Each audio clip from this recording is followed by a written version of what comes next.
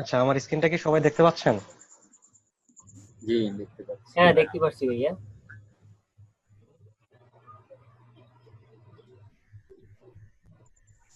হঠাৎ করে গান শুনতে শুনতে দেখি ক্লাস টাইম পার হয়ে গেছে তো এই জন্য মাত্র ইয়ে করলাম, ঠিক আছে, মনে ছিল না। মানে আপনাদের ব্যাচটা হচ্ছে 10টায়, আরেকটা ব্যাচ হচ্ছে 11টায়। তো আমি 11টার ধান্দায় বসে আছি।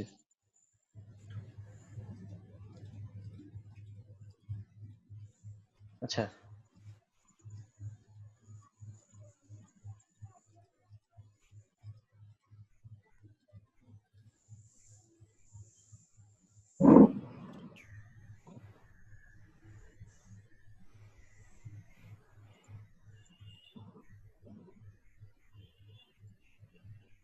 না, ভুলি নাই।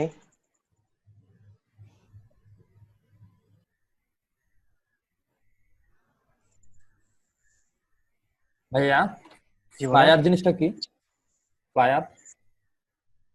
ফ্লায়ার জিনিসটা হচ্ছে যে আমরা বিভিন্ন প্রতিষ্ঠানের মার্কেটিং এর জন্য যে বিভিন্ন প্রোফাইল তৈরি করি এবং ফ্লায়ার, বিজনেস কার্ড, এগুলো একটা স্টেশনারি বলা যায়, ঠিক আছে। স্টেশনারি ডিজাইনের মধ্যে ফ্লায়ার একটা, যেটা প্রিন্ট হয়, বিভিন্ন মানুষের হাতে দেওয়া হয়, যেটা প্রচারের জন্য ব্যবহার করা হয়, এই ধরনের একটা কিছু, ঠিক আছে।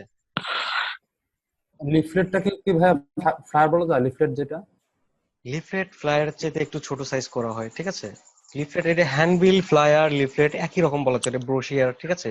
এগুলোর মধ্যে কিছু ক্যাটাগরি থাকে, যেটা হচ্ছে ব্রোশিয়ারটা অনেক সময় ট্রাইফোল্ড হয়ে থাকে, 3টা ভাঁজ হয়ে থাকে। আর যেটা ফ্লায়ার এবং লিফলেট যেটা আছে, এটা ছোট একটা সাইজে করা থাকে, ঠিক আছে। হুম। আর ভাইয়া ওই যে মকআপ? মকআপ জিনিসটা হচ্ছে যে যে কোনো একটা ডিজাইনের প্রেজেন্টেশন, যে আমি একটা ডিজাইন করলাম, এটাকে বাস্তব রূপান্তর হলে কেমন দেখাবে, এটার একটা প্রেজেন্টেশন আকারে বায়ারকে দেখানোর জন্য, ঠিক আছে। যেমন আমি একটা আর লোগো ভাইয়া করলাম, সেটা দেওয়ালে লাগালে কেমন লাগবে, সেটা একটা বিজনেস কার্ডে কেমন লাগবে। যেমন এই যে এখানে একটা লোগো তৈরি করছিলাম, করার পর এটা 3D করছি, এটা 3D করলে কেমন লাগবে, ঠিক আছে। ও, ভাইয়া আপনার পোর্টফোলিও গুলো দেখবো কিভাবে? আমি তো ওইভাবে পোর্টফোলিও সাজানোর সময় পাই না, আমি তো পোর্টফোলিও সাজাই নাই, ঠিক আছে। আমি কাজের ভাইয়া উপর ব্যস্ত আছি। হ্যাঁ, বলেন। পোর্টফোলিও নিয়ে কাজ করব, কাজ চলতেছে। পোর্টফোলিও ওইভাবে আমি এখনো সাজাইনি, আগে যা ছিল ওগুলো সব কেটে দিছি, দিয়ে নতুন করে সাজানোর চিন্তা ভাবনা করছি। আর আমার ক্লায়েন্ট তো সরাসরি এখন অনেক ক্লায়েন্ট আছে, এই জন্য পোর্টফোলিওতে হাত দেওয়ার মতো সময় পাই না।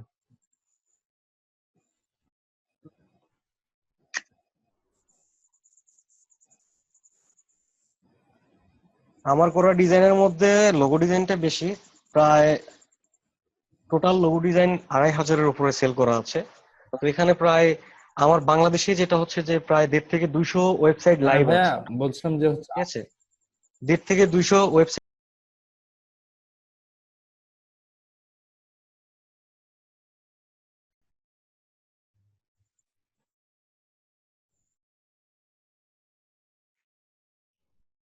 আচ্ছা, আমি এতক্ষণ কথা বলতেছিলাম, শোনা যাচ্ছিল না?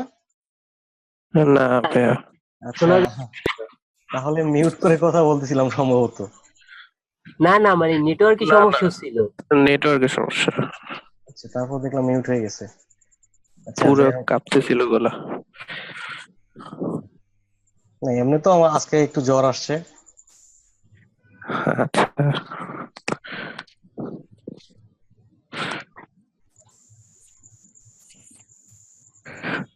তো আমার করা যেগুলো ডিজাইন হচ্ছে, এর মধ্যে আমি পোর্টফোলিও সাজানোর মতো ওইরকম সময় পাই না। আর যেটা হচ্ছে যে আমার টোটাল লোগো ডিজাইন প্রায় 2,500 উপরে সেল করা, ঠিক আছে। তার মধ্যে বাংলাদেশি ওয়েবসাইটের জন্য করা প্রায় 1.5 থেকে 200 লোগো, যেগুলো এখনো লাইভ আছে সাইট। এই লাইভ সাইট গুলোর মধ্যে ishikun.com একটা, এখানে আমার লোগো ডিজাইন করা আছে।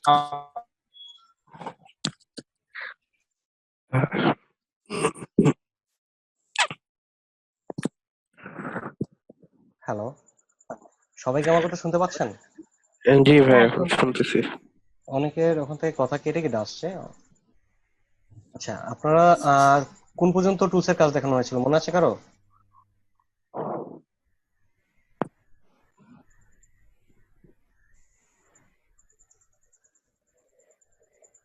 সর্বশেষ কোন পর্যন্ত কাজ দেখানো হয়েছিল?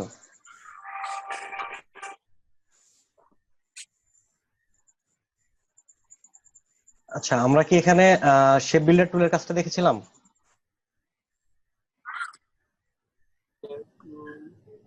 ওয়াইন টুল পর্যন্ত। আচ্ছা, ওয়াইন টুল এগুলো তো দেখানোর কথা, এগুলো তো দেখানো হয়ে গেছিল সবগুলো।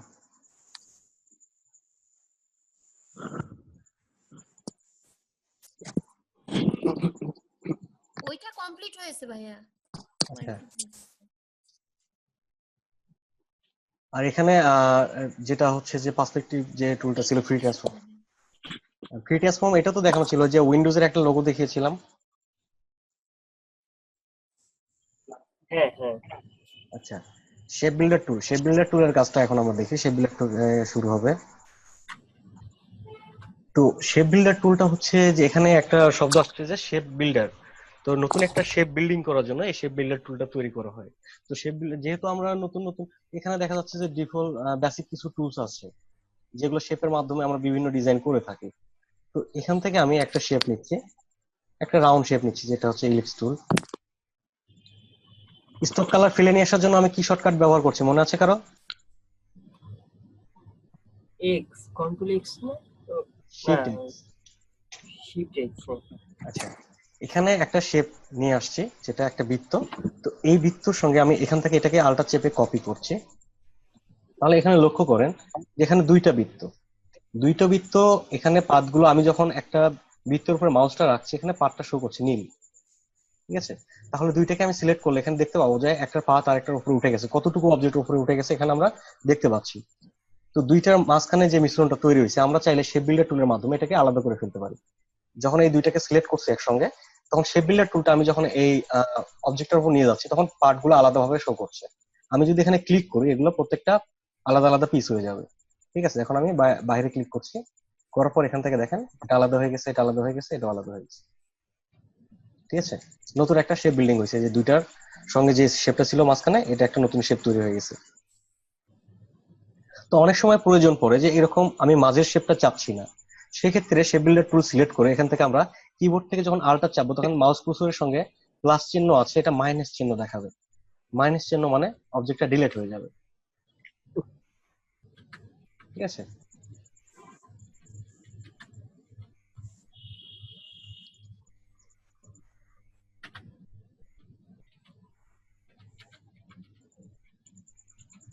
শেপ বিল্ডার টুলের কাজটাও সম্ভবত দেখানো ছিল, কারণ আমি একটা লোটুল লোগো দেখাইছিলাম আপনাদেরকে। হ্যাঁ হ্যাঁ, লোটো লোগো দেখছিলাম। আচ্ছা, তাহলে শেপ বিল্ডারটাও দেখানো ছিল। আচ্ছা, তারপরে যেটা আছে এটা হচ্ছে পার্সপেক্টিভ গ্রিড টুল। ঠিক আছে, পার্সপেক্টিভ গ্রিড টুলটা আমরা যে জিনিসগুলো দেখি যে, যেমন আমরা যদি রেল লাইনের পারে যাই, রেল লাইনটা কিন্তু এই লাইনটা কিন্তু পুরোটাই সমান, তাই না? কিন্তু আমাদের চোখের দৃষ্টিতে যখন দেখি তখন কাছের থেকে দেখি একটু বড় মনে হচ্ছে, যত দূরে দেখি তখন আস্তে আস্তে মনে হচ্ছে যে শেষে গিয়ে ওটা লেগে গেছে, দুইটা যুক্ত হয়ে গেছে মাথা। ঠিক আছে, এটাই হচ্ছে পার্সপেক্টিভ ভিউ। ঠিক আছে, আমরা একটা বিল্ডিং দেখতে গেলে বিল্ডিং এর একটা কর্নার একটা সাইড থেকে দেখলে মনে হয় যে সাইড থেকে ওটা যুক্ত হয়ে গেছে, আস্তে আস্তে বড় থেকে ছোট হয়ে গেছে। ঠিক আছে, এই যে পার্সপেক্টিভ ভিউ এর জন্য 3D মুডটা আমরা বুঝতে পারি এবং রিয়েলিস্টিক মনে হয়। তো এরকম পার্সপেক্টিভ কাজ করার জন্য এখানে একটা গ্রিড আছে যেটা হচ্ছে পার্সপেক্টিভ গ্রিড টুল। ঠিক আছে, এই পার্সপেক্টিভ গ্রিড টুলে ক্লিক করলে অটোমেটিক এটা, ভাই আবার বলেন, মানে কথা কাটে কাটে আসে। কথা কি কেটে কেটে যাচ্ছে? হ্যালো,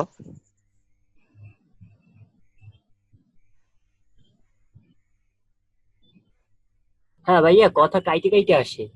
এখনো কেটে কেটে যাচ্ছে? হ্যাঁ হ্যাঁ, কথা কেটে কেটে আসছে।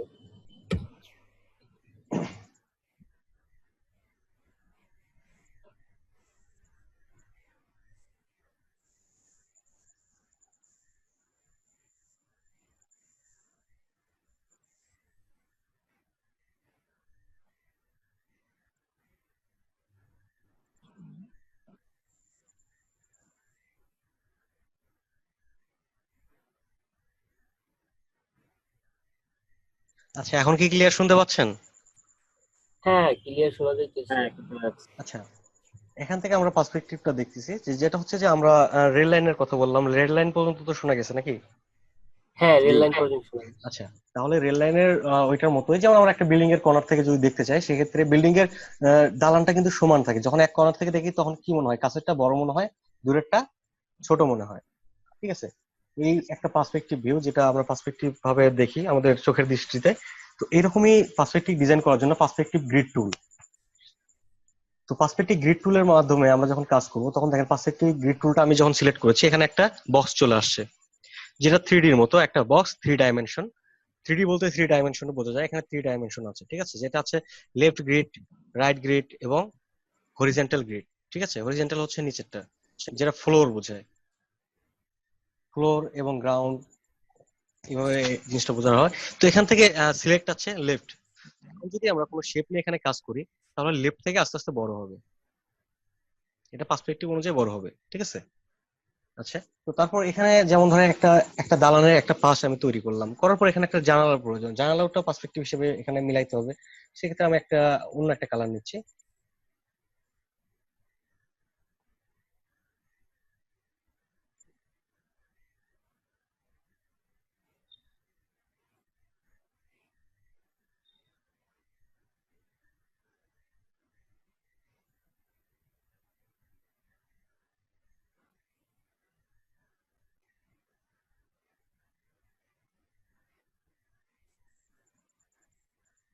তো এই পাশে বোঝানোর জন্য এখন যদি আমি এই পাশে থেকে যাই, তাহলে কি হবে, এখান থেকে যখন আমি এই পাশে ক্লিক করবো, তখন কি হচ্ছে, এদিকে বড় হয়ে যাচ্ছে, তার মানে আমার যেটা প্রয়োজন সেটা হচ্ছে না, তাই তো?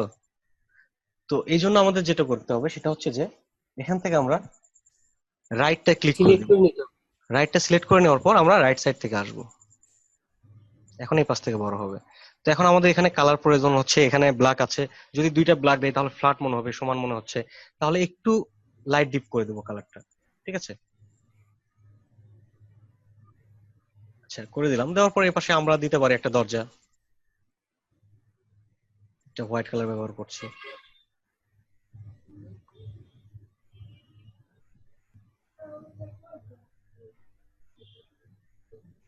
ঠিক আছে, তো এরকম পার্সপেক্টিভ কাজগুলো করার জন্য আমরা এই টুলটা ব্যবহার করতে পারি। তো এর ভিতরে আরো কিছু টুলস আছে, যেটা হচ্ছে পার্সপেক্টিভ সিলেকশন টুল। তো এখানে দেখেন যে আমি পার্সপেক্টিভ যে কাজগুলো করেছি, তো এখানে যে শেপটা আছে, যদি আমরা নর্মালি এটাকে সিলেক্ট করে ছোট করতে চাই, সেক্ষেত্রে কি হচ্ছে, এখান থেকে সমানভাবে চলে আসছে। ঠিক আছে, তো এখন যেটা হচ্ছে যে, এখান থেকে আমি একটা লেখা নিচ্ছি, যেটা আমি পার্সপেক্টিভ একটা লেখা লিখতেছি, এই লেখাটা। তো এই লেখাটা আমি একটা কালার দিচ্ছি, এটা একটা ঘরের নাম হতে পারে,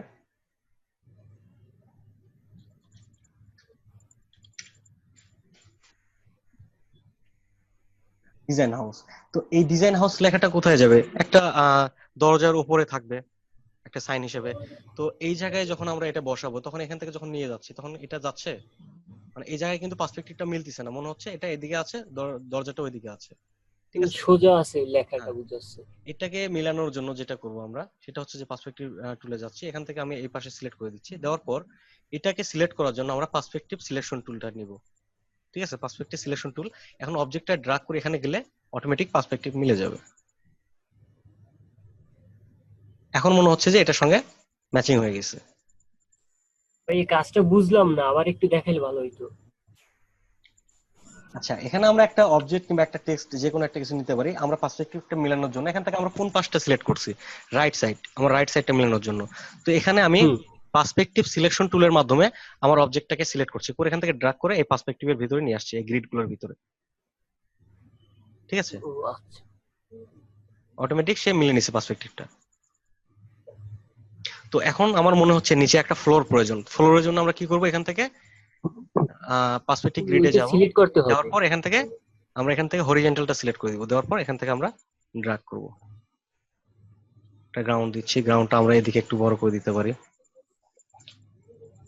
এখন মনে হচ্ছে যে এখান থেকে যখন আমরা টানছি, তখন কিন্তু এটা অন্যদিকে যাচ্ছে, উপর দিকে চলে যাচ্ছে। তো এই জন্য আমরা কি করতে পারি, পার্সপেক্টিভ সিলেকশন টুলটা ব্যবহার করতে পারি। ঠিক আছে, এবার এখান থেকে আমরা গ্রাউন্ডটা মিলিয়ে নিতে পারি।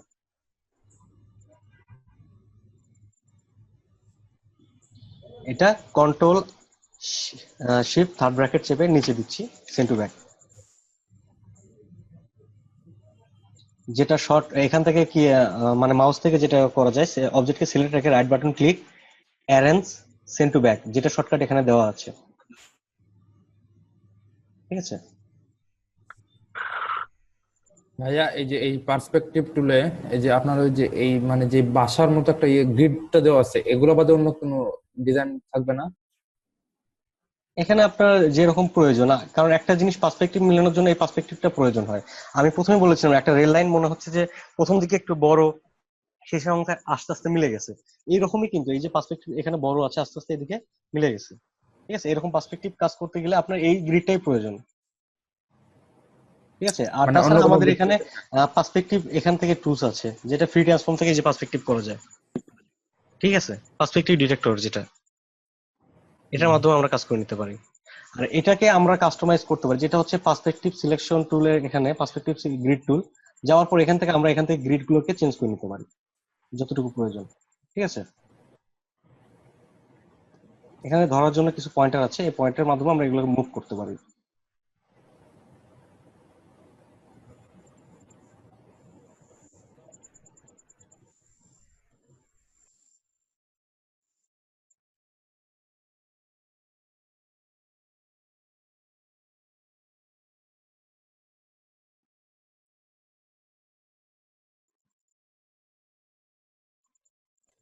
ভাইয়া এখন এই পার্সপেক্টিভ টুলটা তুলে দিলে কি এই বাসার মতো এই যে এই ডিজাইনটা থাকবে? হ্যাঁ, অবশ্যই থাকবে। আর এটা ভাইয়া যারা তুলে কিভাবে? নতুন অবস্থায় ওপেন করবেন তাদেরটা হচ্ছে যে অনেকে এই জায়গায় যেটা করে থাকে যে পার্সপেক্টিভ গ্রিড টুলটা অন করার পর অনেকে ব্যাক স্পেস দিয়ে থাকে, ডিলিট চেপে থাকে, ডিলিট এবং ব্যাক দিলে এটা কাটবে না। জি এটা ভাইয়া কাট, জি দেখছি, ভাইয়া, ঠিক আছে, আমিও চেষ্টা আমি করছি, দেখছি ভাইয়া। এটা হয় না। কিন্তু এটা কাট, ওইটাকে ক্লিক এটা কাটার জন্য যেটা করতে হবে যে পার্সপেক্টিভ যে টুলসটা আছে এই গ্রিড টুলেই থাকতে হবে, থাকা অবস্থায় এখান থেকে যে ছোট বক্সটা আছে এখানে এই ক্রস চিহ্নতে ওইটা ক্লিক ক্লিক করতে হবে। জি ভাইয়া। হ্যাঁ, চলে যাবে। ঠিক আছে, ও এখান থেকে এখন আমরা এটাকে একটু আল্টার চিপে একটা কপি করে নেব, একটা গ্রাউন্ড, এটা ডাবল প্লেট করে দিচ্ছি আমরা। এটার কালার হালকা কমিয়ে দিই। ভাই ওইটা কাটলেন কিভাবে? কোনটাকে? মানে ওই যে ওই এগুলোরে আগের যেগুলো ছিল। গ্রিডটাকে কাটার জন্য এখানে গ্রিড আছে, এখান থেকে আমরা এই যে ছোট একটা ক্রস চিহ্ন আছে এখানে যাব। হ্যাঁ, তাইলে না, তাইলে এই যে বিল্ডিংটা করছেন এটা থেকে যাবে, ওই গ্রিপটা চলে যাবে। হ্যাঁ, গ্রিডটা চলে যাবে। ও আমরা আচ্ছা। গ্রিডটা শুধু নিয়েছিলাম আমরা ডিজাইনটা করার জন্য। আচ্ছা, এখানে আমরা এটাকে কপি করলাম, যে এই ফ্লোরটাকে একটা কপি করে সেন্ড টু ব্যাক করে একটু নিচে নামায় নিয়ে আসলাম অ্যারোর মাধ্যমে। তো এবার যেটা করবো সেটা হচ্ছে যে এখান থেকে আমি পেন টুল ব্যবহার করছি, এখান থেকে এ পর্যন্ত ক্লিক করে দিচ্ছি। এবার এখানে আসছি, ক্লিক ক্লিক ক্লিক, একটা কালার দিচ্ছি। তো এবার এই পাশে একটু, যেহেতু এটা সামনের সাইড, সেক্ষেত্রে এটা একটু লাইট করে দিব।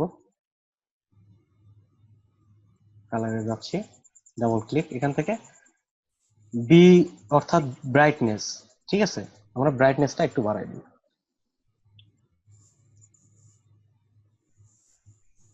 ঠিক আছে, তো ভাইয়া আমরা চাইলে দেখা গেল না তো এটা। কোনটা দেখা যায় না? এই যে আপনি পেন্ডুল দিয়ে ব্রাইটনেসটা বাড়ালেন। পেন টুল দিয়ে ব্রাইটনেস বাড়াই, পেন টুলের মাধ্যমে আমি এখানে একটা শেপ নিয়েছি। ঠিক আছে, হুম। তো ব্রাইটনেসটা বাড়াইছি, যেটা হচ্ছে এখান থেকে আমি অবজেক্টটা সিলেক্ট করে এই যে কালারটা আছে কালারে ডাবল ক্লিক করেছি, করার পর এখানে কালার অপশন আসছে, কালার টুকার। ঠিক আছে, এখান থেকে বি আছে, বি থেকে ব্রাইটনেস, তো ব্রাইটনেসটা আমি বাড়াই দিচ্ছি, এখান থেকে আরো বাড়াই দিচ্ছি, 85 করে দিলাম। ওকে, ঠিক আছে, এই যে ব্রাইটনেসটা বাড়াই দিচ্ছি। তো ব্রাইটনেসটা বাড়ছে কিনা আমি এখান থেকে এক্সাম্পল দেখাচ্ছি, যেটা হচ্ছে যে এখানে একটা কালার, যেটা এই কালারটা নিচ্ছি, আই চেপে আই ড্রপার, ই চেপে সিলেকশন টুল, এখান থেকে আল্টার চেপে কপি করে নিচ্ছি এবং আই চেপে আবারও আই ড্রপার নিয়ে এই কালারটা নিচ্ছি। এখন দেখেন দুইটা লাইট ডিপ কালার আছে। হুম, জি ভাইয়া। ঠিক আছে, এই যে একটা লাইট ডিপ, এটা কিন্তু সমানভাবে দেখা যাচ্ছে যে দুইটা কালার, আমি দুইটা বক্সকে সমানভাবে রাখছি, দুইটা বক্সকে। তো এখানে একটা কালারের কম বেশির কারণে এটা একটা থ্রিডির মতো লাগছে, একটা কর্নারের মতো। তো এই জিনিসটা যদি আমরা পার্সপেক্টিভটা মিলে দেই, যেটা হচ্ছে এখান থেকে selection tool, perspective selection, free ট্রান্সফর্মের মাধ্যমে এখান থেকে একটু উপরে উঠিয়ে দিচ্ছি, একটা বক্সের মতো তৈরি করবো। ঠিক আছে, এখন কিন্তু এটা একটা বক্সের কর্নার মনে হবে। আমরা এই উল্টা পাশটা দিতে পারি, এখান থেকে কপি করে এই পাশে দিয়ে দিচ্ছি, দেওয়ার পর এটা সেন্ড টু ব্যাক করে দিচ্ছি। ঠিক আছে, এরকম আস্তে আস্তে আমরা জিনিসটাকে মিলিয়ে নিতে পারি। একটা বক্স আকারে হয়ে গেছে।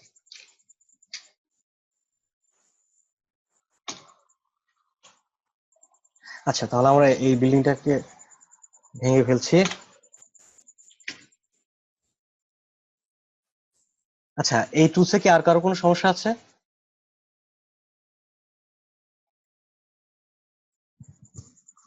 সবাই কি আমাকে শুনতে পাচ্ছেন? হ্যাঁ, শুনতে পাচ্ছি। এখানে সাউন্ড সমস্যার কথা একজন বলেছিলেন। এখন কি আপনার জয় ভাই, আপনি কি সাউন্ডটা ক্লিয়ার পাচ্ছেন এখন? এখন ক্লিয়ার। আচ্ছা, ঠিক আছে। তো এখানে পার্সপেক্টিভ টুলটার কাজ আমরা দেখলাম। তারপর যেটা আছে মেশ টুল, ঠিক আছে। মেশ জিনিসটা হচ্ছে অনেকটা জালের আবরণের মতো। তো এখানে আমরা এরকম জালের মতো একটা চিহ্ন দেখতে পাচ্ছি। তো মেশের মাধ্যমে অনেক সুন্দর সুন্দর কাজ করা যায়, যেটা আমাদের খুব সময় নিয়ে করতে হয় স্মুথলি করার জন্য। তো আমরা যদি গুগলে দেখি যে মেশ টুলের কাজগুলো কি ধরনের হয়ে থাকে, এখান থেকে আমরা কিছু আইডিয়া পাবো।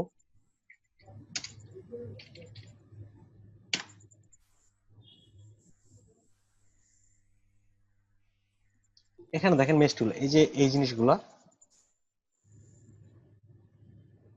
আমরা এটাই তৈরি করে ফেলি নাকি? আপেল, আপেল না, এটা টমেটো। টমেটো, এটা তো টমেটো আগে।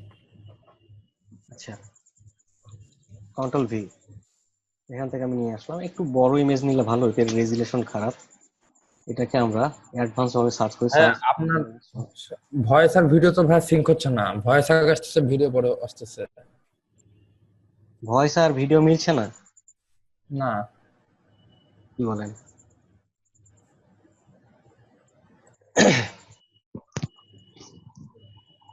সবার কি তাই হচ্ছে?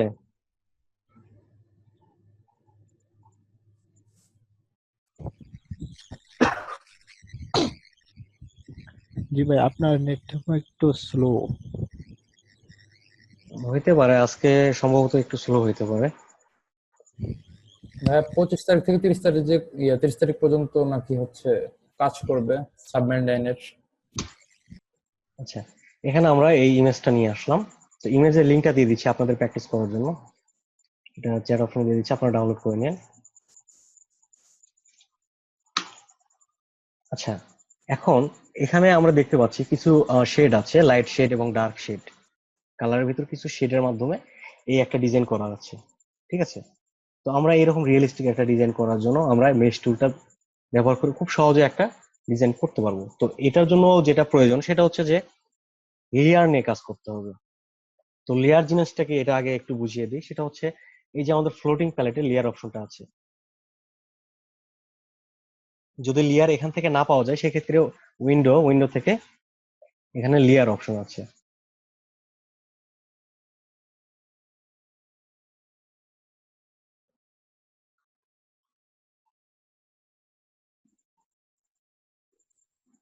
এই যে লেয়ার, ঠিক আছে, যেটার শর্টকাট হচ্ছে F7। আচ্ছা, আমরা লেয়ারটা ওপেন করলাম। তো লেয়ারটা ওপেন করার পর আমরা ইলাস্ট্রেটরে যখন কাজ করি তখন যখন একটা করে শেপ ক্রিয়েট করি তখন অটোমেটিক এখানে একটা করে লেয়ার যুক্ত হয়ে যায়, সাব লেয়ার। ঠিক আছে, আমি দুইটা শেপ নিলাম। এখানে দেখেন যে একটা এক্সপান্ড করার মতো অ্যারো আছে, এখানে ক্লিক করে এক্সপান্ড করে নিচ্ছি। এখানে তিনটা অবজেক্ট, তিনটা লেয়ার আলাদা হয়ে গেছে। ঠিক আছে, ফটোশপে আলাদা করে লেয়ার নিতে হয়, আর এখানে এরকম লেয়ার লাগে না, এখান থেকে অটোমেটিক চলে আসে। তারপর আমরা অ্যাডভান্স কিছু কাজ করার জন্য এখানে লেয়ার নিয়ে কাজ করতে হয়। সিলেক্ট করছি, ডিলেট। এই এখন লেয়ার গুলো তো ছবির ক্ষেত্রে করতে হয় না, মানে ছবি কোনো এডিট করার সময়? শুধু ছবির ক্ষেত্রে না, লেয়ারটা কি জন্য ব্যবহার করা হয় সেটা হচ্ছে যে আমার প্রত্যেকটা পার্ট আলাদা করার জন্য আমরা লেয়ার ব্যবহার করে থাকি। যেমন খাতার এক একটা পেজ আছে, ঠিক আছে, এরকম প্রত্যেকটা পেজ আলাদা করার জন্য আমরা লেয়ার গুলো নিয়ে থাকি। তো এখানে যেটা হচ্ছে যে একটা লেয়ার আছে, মূল ইমেজটা এখানে আছে, আমরা চাইলে এটাকে লক করতে পারি, এখানে ক্লিক করে লক হয়ে যাবে, এখানে কাজ হবে না আর। ঠিক আছে, তো এখন আমরা একটা নতুন লেয়ার নিব, নিউ লেয়ার। ঠিক আছে, এখানে নিউ লেয়ার অপশন আছে, ক্রিয়েট নিউ লেয়ার। আর যদি আমরা সাব লেয়ার করতে চাই, যে এই লেয়ারের ভিতরে আরেকটা লেয়ার করতে চাই, সেক্ষেত্রে এখানে সাব লেয়ার অপশন আছে, ক্রিয়েট নিউ সাব লেয়ার। ঠিক আছে, আমরা শুধু লেয়ারটাই নিচ্ছি। লেয়ার নেওয়ার পর আমরা লেয়ারের উপর কাজ করব। মেইন ইমেজটা এখানে লক করে রাখছি, যে আমাদের উপরের লেয়ারটাতে আমরা ডিজাইনটা করব, মূল যে লেয়ারটা আছে এটা ঠিক থাকবে। ঠিক আছে, তো এই লেয়ারটাকে আমরা এখন দেখছি প্রিভিউ আকারে, ঠিক আছে? যখন আমরা হাইড করবো তখন এটা আমরা দেখতে পারবো না। তো এই হাইডটা কিভাবে করা যায় এটা দেখবো, যে লেয়ারে ডাবল ক্লিক করলে এখানে আমরা প্রিভিউ একটা অপশন পাবো, লেয়ার অপশন থেকে প্রিভিউ। তো প্রিভিউ টিক মার্কটা উঠাই দিলে, ওকে করলে দেখবেন যে এখানে হাইড হয়ে গেছে, ঠিক আছে? এটা দেখা যাচ্ছে না। তো এখানে আমরা আবার ডাবল ক্লিক করে প্রিভিউতে টিক দিয়ে এখানে ওকে দিচ্ছি, আবার শো করছে। তো এবার আমরা যেটা করবো সেটা হচ্ছে প্রথমত এইটার একটা শেপ তৈরি করে নেব। আমরা যে নতুন লেয়ারটা নিয়েছি এই লেয়ারে গিয়ে লেয়ারটা সিলেক্ট রেখে আমরা পেন টুলের মাধ্যমে একটা শেপ তৈরি করে নেব। এটা কাজ করতে অনেক সময়ের প্রয়োজন, আমি দ্রুত করে দেখাচ্ছি।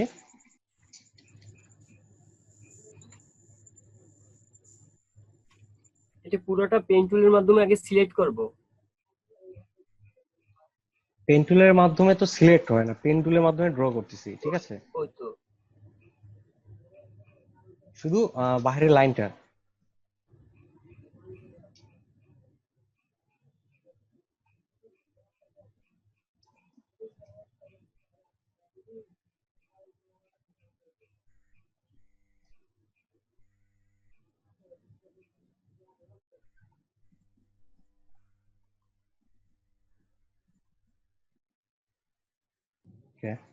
এখান থেকে আমরা এখন ডিরেক্ট সিলেকশন টুলের মাধ্যমে, যেটা একটু বেশি মনে হচ্ছে, এটা ছোট করে নিচ্ছি, একটু বাড়িয়ে নিচ্ছি।